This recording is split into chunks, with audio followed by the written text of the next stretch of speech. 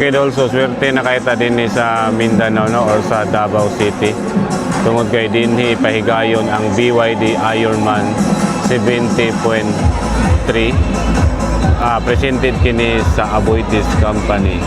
So nindot kay ni Dolo tungod kay worldwide kini siya nga event. So dili ko ni siya basta-basta. So mo ni ang coastal road ng Davao City.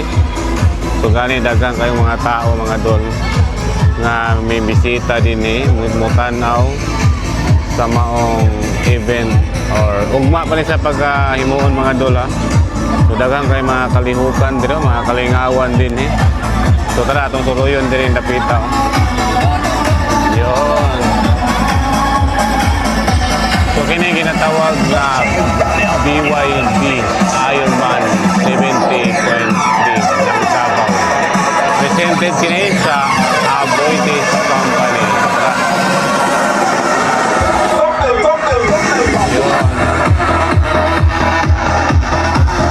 So kining dapita mo ni ang listahan sa mga muapil no or mo join sa maong Ironman. So daghan kayo sila. So dili ni siya basta-basta dula tungod kay worldwide kini siya nga event. Nya swerte kay ta kay dinhi giheld sa Davao City. So dili basta-basta ang Davao City no tungod kay naga-held siya or nag-host siya ning maong event ang BYD. So makita nimo na dulo daghan kay nang maapil diri. So international ni dulha dili ni sa basta-basta nga event. Yon. So mo ni ang ilang sakyanan diri nga gi-display. Yan no, BYD. So electric ni siya nga sakyanan dol. Yon, dili basta-basta. Yon. So daghang nga tao nagapa-picture diri, naga-video diri. Yon.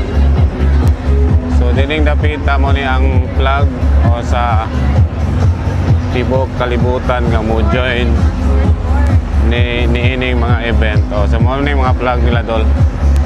Yon, daghan kayo Dili na basta-basta ha. So dili basta-basta kita Davao City dol, usbon ako ha. Yon.